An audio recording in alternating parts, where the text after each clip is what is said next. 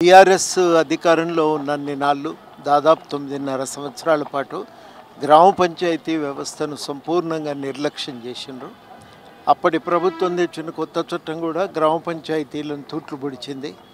వాళ్ళు ఎంతసేపటికి గ్రామ పంచాయతీలు తమ అధీనంలో ఉండాలి, గుప్పిట్లో ఉండాలని కోరుకున్నారు.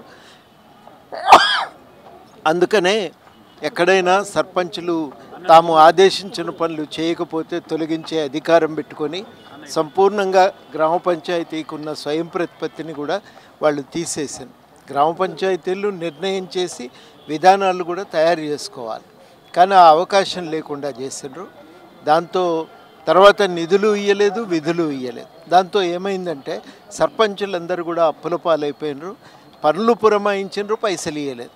ఆ పనులు చేసి ఇవాళ సర్పంచులందరూ కూడా ప్రతి ఒక్కరికి కూడా ఇలా సర్పంచ్కి ఇలా అప్పు ఉంది.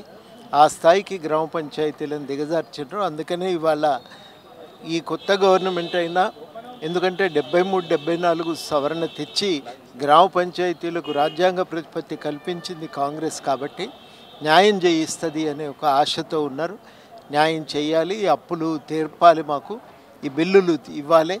తర్వాత మళ్ళీ ఎన్నికలు జరిగేదాకా వీళ్ళనే, ఎందుకంటే కోవిడ్ వల్ల కొంతకాలం పని చేయలేకపోయినారు కాబట్టి వీళ్ళనే చైర్పర్సన్ ఇన్ఛార్జ్గా ఉంచాలని చెప్పి వారు కోరుతున్నారు. ఈ విషయాలను ప్రభుత్వం సానుకూలంగా పరిశీలించడానికి సిద్ధంగా ఉందని మనకు అర్థమవుతున్నది. ఆ కాంగ్రెస్ పార్టీ వెంటనే సానుకూల నిర్ణయాన్ని ప్రకటించాలని చెప్పి సర్పంచుల కోరికకు మేము కూడా మద్దతు తెలియజేస్తున్నాం.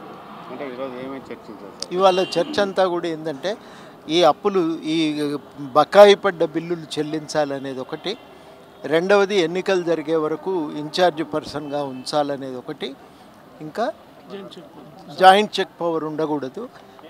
అది జాయింట్ చెక్ పవర్ ఉంటే సర్పంచ్కును తర్వాత పంచాయత్ సెక్రటరీకి ఉంటే అది ఇబ్బంది ఉండదు అని వాళ్ళకు సూచన ఉంది. ఆ సూచనను కూడా ప్రభుత్వం గమనించి న్యాయం చేయాలని చెప్పి డిమాండ్ చేస్తాం. టీఆర్ఎస్ అధికారంలో ఉన్నన్ని నాళ్ళు దాదాపు 9.5 సంవత్సరాల పాటు గ్రామ పంచాయతీ వ్యవస్థను సంపూర్ణంగా నిర్లక్ష్యం చేసిండ్రు.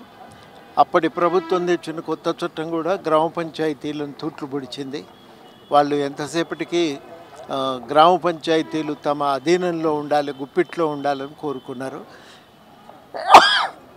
అందుకనే ఎక్కడైనా సర్పంచులు తాము ఆదేశించిన పనులు చేయకపోతే తొలగించే అధికారం పెట్టుకొని సంపూర్ణంగా గ్రామ పంచాయతీకి ఉన్న స్వయం ప్రతిపత్తిని కూడా వాళ్ళు తీసేసారు. గ్రామ పంచాయతీలు నిర్ణయం చేసి విధానాలు కూడా తయారు చేసుకోవాలి.